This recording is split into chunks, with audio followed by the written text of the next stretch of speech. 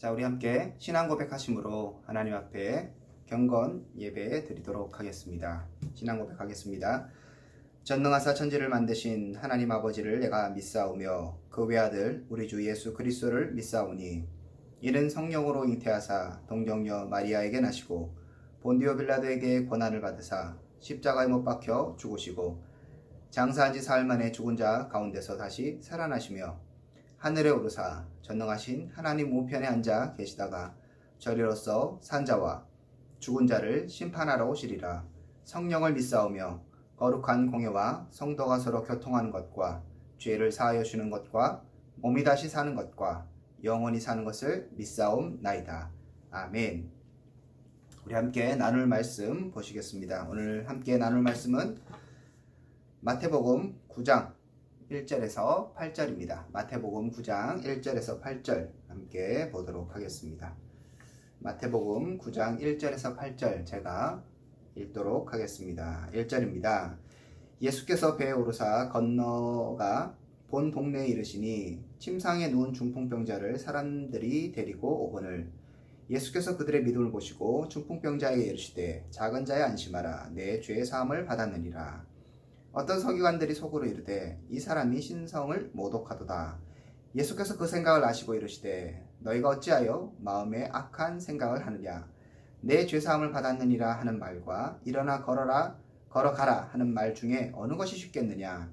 그러나 인자가 세상에서 죄를 사하는 권능이 있는 줄을 너희로 알게 하려 하노라 하시고 중풍병자에게 말씀하시되 일어나 내 침상을 가지고 집으로 가라 하시니 그가 일어나 집으로 돌아가거늘 무리가 보고 두려워하며 이런 권능을 사람에게 주신 하나님께 영광을 돌리니라. 아멘. 오늘 말씀은 여러분 잘 아시는 중풍병자를 고치시는 예수님의 이야기입니다. 우리 잘 아시죠?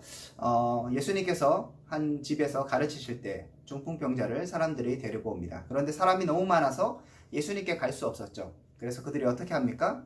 지붕을 뚫고 예수님께 그 중풍병자를 내려드리게 되고 그래서 예수님께서 그 중풍병자를 고쳐주셨다는 그런 내용입니다. 그런데 이제 마가복음이나 누가복음에서는 그런 부분들이 좀 나타나고 있는데 다시 말해서 예수님께 이 중풍병자를 보이기 위해서 지붕을 뚫고 그렇게 했다는 이런 사람들의 노력 이런 것들이 많이 이제 등장하는데 오늘 본문에서는 그런 얘기가 사실 등장하지 않습니다. 여러분 보시는 것처럼 2절에 보면 나오죠. 침상에 누운 중풍병자를 사람들이 데려오고는 이것으로 이제 끝나는 것이죠. 그래서 사실 마태는 다른 복음서에서 얘기하는 것과는 좀 다르게 분명한 관점을 가지고 있는 것 같습니다. 그 관점은 마태는 중풍병자를 데리고 온 사람들의 노력이나 열정 혹은 열심 그리고 또 중풍병자 이 사람에 대한 어떤 치유 이런 것들에는 큰 관심이 없는 것 같습니다. 그거 자체가 무조건 중요하지 않다는 것이 아니라 마태의 오늘 핵심은 오늘 초점은 다른 데 있다는 것이죠.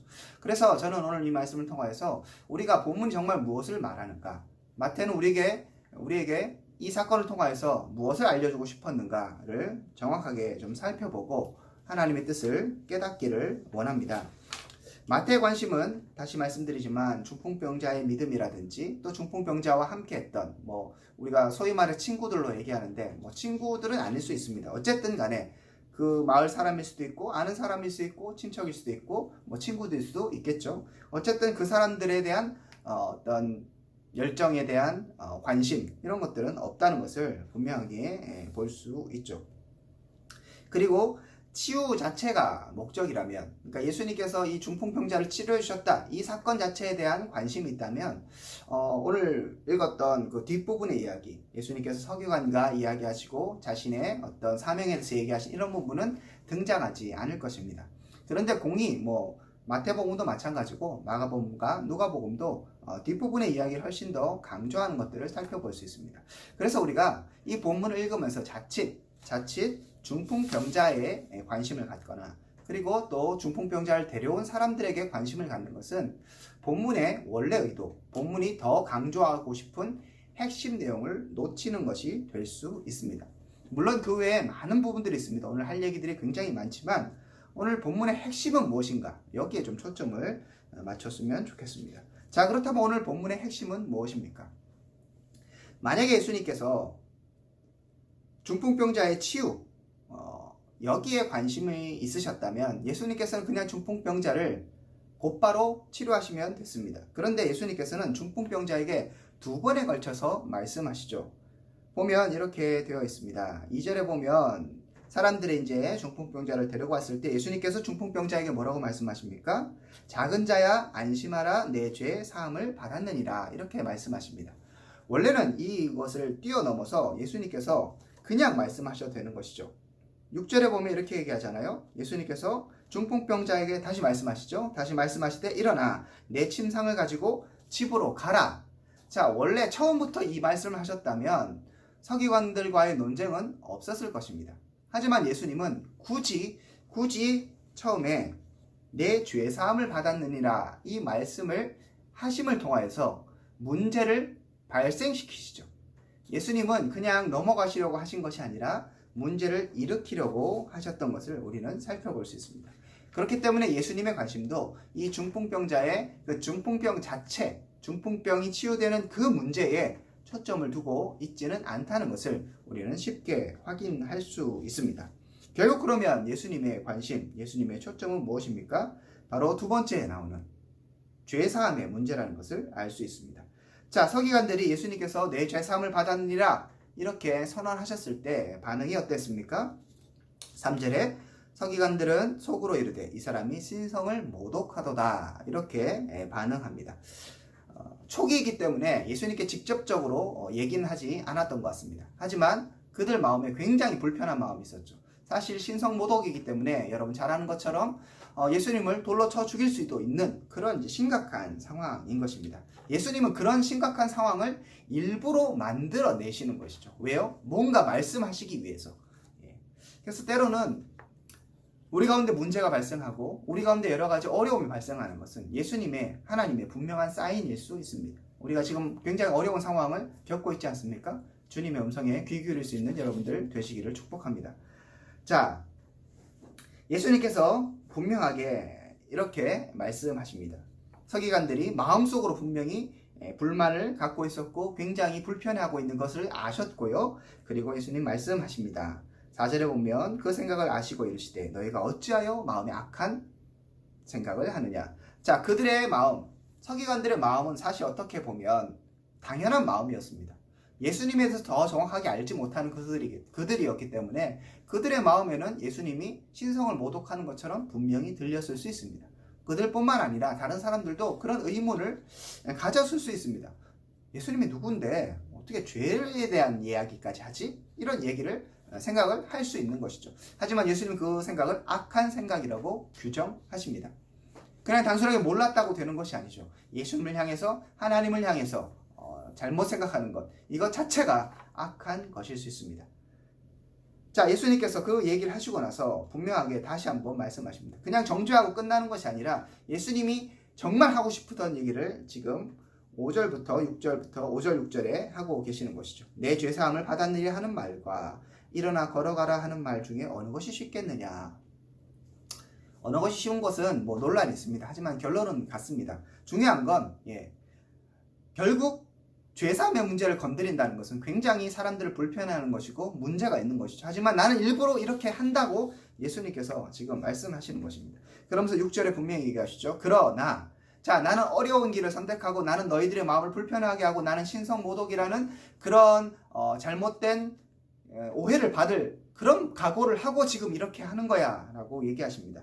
그러나 인자가 세상에서 죄 사하는 권능이 있는 줄을 너희로 알게 하려 하노라 라고 말씀하십니다. 자, 예수님은 이 사람들에게 뭔가 알려주고 싶은 것이 있으셨습니다. 그것은 무엇이었습니까? 인자가, 예수님이 죄 사하는 권능이 있는 줄을 알려줘야 되겠다는 이런 마음으로 지금 중풍병자의 이 상황을 지금 활용하고 이용하고 계신 것을 우리는 본문을 통해서 확인할 수 있습니다. 자, 정리하면 이렇습니다. 분명히 예수님은 이 본문을 통하여서, 마태는 이 본문을 통해서 예수님 누구인가 알려주고 싶었던 것이죠. 예수님은 이전에도 수많은 병자들을 고치면서 치유하시면서 자신의 능력을 보여주셨습니다. 그런데 그런 상황 가운데 사람들은 어디에 집중하게 됩니까? 병을 치료하시는 예수님, 병을 해결하시고 문제를 해결하시고 귀신을 쫓아내시는 예수님께 집중하게 되는 것이죠. 그러면 예수님께서 이 땅에 오신 목적이 무엇입니까? 병을 고치기 위함입니까? 우리의 문제를 해결하기 위함입니까? 그리고 귀신을 쫓아내기 위함입니까? 아닌 것이죠. 이것은 하나의 사인이고 하나의 예수님께서 자신의 능력들과 그 다음에 사람들의 관심을 불러 모으기 위한 결국 그러한 하나님의 긍휼일 뿐이었습니다. 그렇다면 예수님이 원래 하시고자 하셨던 것은 무엇입니까? 바로 이 죄사함의 문제, 죄의 문제를 해결하는, 그래서 결국은 십자가에 달려 돌아가시기까지 예수님이 일하셨던 것이 아닙니까? 예수님의 관심은 바로 여기에 있었고요. 사람들은 이것을 알지 못했기 때문에 자꾸 중풍병자의 어떤 열심에, 그리고 중풍병자를 낫게 하는 예수님의 능력에, 이런 것에 관심이 있고 초점을 맞추다 보니까 예수님께서 분명히 주의를 환기시켜 주시는 것이죠. 정신 차려라. 다른 것에 관심을 갖지 말고 엉뚱한 것에 마음이 빼앗기지 말고 내가 이곳에 온 이유는 인자가 세상에서 죄를 사하는 권능이 있는 줄을 너희로 알게 하겠다. 그리고 예수님께서는 분명하게 말씀하시는 것이죠. 중풍병자에게 내 죄사함을 받았느니라. 왜요? 그들은 믿음이 있었기 때문입니다. 그들의 믿음을 보시고 예수님께서 말씀하시는 것이죠. 죄사함의 문제로 예수님께서 접근하셨습니다. 이 말씀을 통하여서 우리 자신을 돌아봐야 합니다. 우리의 관심은 어디에 있습니까? 예수님은 지금 자신이 누구인가, 그리고 자신이 무엇을 하시는 분인가, 자신에게 어떤 능력이 있는가, 이것을 알려주고 싶으셨습니다. 너희로 알게 하기를 원한다고 예수님께서 말씀하셨죠? 때로는 우리의 관심이 예수님의 치유, 예수님께서 문제를 해결하시는 것, 하나님께서 주시는 어떠한 혜택, 여기에 관심을 가질 때가 많습니다. 하지만 하나님은, 예수님은 우리 가운데 알려주고 싶은 것, 예수님께서 원하시는 것은 바로 근본적인 우리의 죄의 문제, 이 문제를 해결하고 이 문제를 치유하시는 분이 바로 주님이시며, 우리가 믿고 신뢰하고 따르고 우리가 섬겨야 될 그 예수님이 어떤 분인가를 분명히 보여주고 계신 것입니다. 여러분의 관심은 어디에 있습니까? 문제 해결에 있지 않습니까? 우리의 관심이 병의 치유에 있지 않습니까? 하지만 예수님은 오늘 분명히 말씀하고 계십니다. 인자가 세상에서 죄를 사하는 권능이 있는 줄 너희로 알게 하려 하노라. 어떤 분들이 이렇게 얘기할 수 있습니다. 우리 다 알고 있습니다. 그렇죠. 우리는 예수님이 죄를 사하는 권능이 있는 줄 알고 있습니다. 그리고 우리는 예수 그리스도를 주로 고백하고 예수님의 그 피로 인하여서 죄사함을 경험하였습니다. 그랬다고 우리가 믿고 있습니다. 자, 그렇다면 끝난 것입니까? 그래서 이제부터는 예수님이 하시는 일에 대해서, 예수님이 하시는 그런 일에 대한 기대가 치유, 문제 해결, 이 땅에서 복받는 것, 여기로 옮겨갈 수 있습니까? 그렇지 않죠. 예수님이 원래 하고 싶으셨던 것은, 그리고 예수님께서 우리에게 정말 주고자 하셨던 그 놀라운 은혜는 죄사함의 권능이요, 죄를 사함을 통하여서 우리가 하나님과 화목하게 되는 것이죠. 우리의 관심도 언제나 여기에 있어야 합니다. 항상 기뻐하고 쉬지 말고 기도하고 범사에 감사하라고 말씀하셨을 때, 여러분 언제나 감사하고 기뻐하고 기도할 수 있는 근원, 이유가 무엇입니까? 상황이 좋기 때문에요? 아니요. 문제가 해결됐기 때문에? 아니에요. 그 죄사함의 능력이 오늘도 우리 가운데 역사하여서 우리가 하나님의 자녀로 살 수 있기 때문에, 그 사실 하나만으로, 그것은 변하지 않기 때문에 오늘도 우리는 감사하고 기뻐하고 주님을 향하여 기도할 수 있는 것입니다. 우리가 이 사실을 놓치지 않기를 원합니다. 굉장히 어려운 시대를 살고 있습니다. 이런 시대 가운데 여러분 예수님께 무엇을 기대하고 계십니까?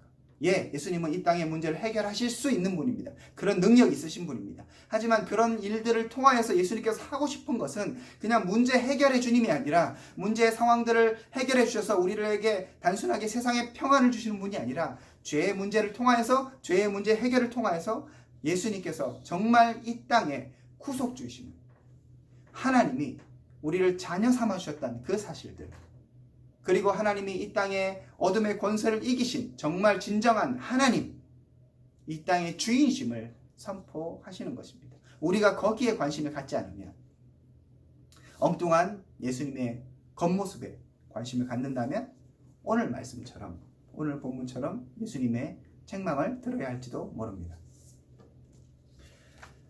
우리의 관심이 주님께 있기를 원합니다. 특별하게 우리의 관심이 우리의 죄의 문제에 있기를 원합니다.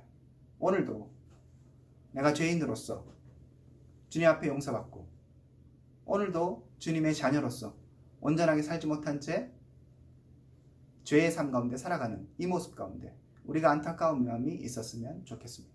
이 땅을 바라보면서 이 땅의 문제 자체가 아니라 이 땅이 죄 때문에 이 땅이 하나님을 경외하지 않기 때문에 이 땅이 하나님을 모르기 때문에 여전히 고통받고 있다는 그 사실을 통해서 이 땅의 근본적인 문제는 바로 죄의 문제요. 우리가 관심을 가져야 하는 것은 바로 그 부분임을 다시 한번 깨닫고 주님만 바라볼 수 있는 우리 모든 대신의 공동체 될 수 있기를 주 예수 그리스도 이름으로 축복합니다. 함께 기도하겠습니다. 하나님 감사합니다. 우리가 온전히 주만 바라보기를 원합니다. 우리가 문제를 해결하시는 주님을 넘어서 우리의 죄의 문제를 해결하셨다. 우리의 근원을 바꾸셨다. 그람을 통하여서 주님과 화목하게 하시며 주의 자녀로 삼아주신 바로 그 하나님과 동행할 수 있고 그 주님만 바라볼 수 있는 우리 한 사람 한 사람 될 수 있도록 은혜를 베풀어 주시옵소서. 이제는 주 예수 그리스도와 하나님의 사랑과 성령님의 교통하심이 오늘 말씀을 통하여서 다시 한번 주만 바라보기로 결정하는 믿음의 백성들 가운데 지금부터 영원토록 함께 있을지어다. 아멘.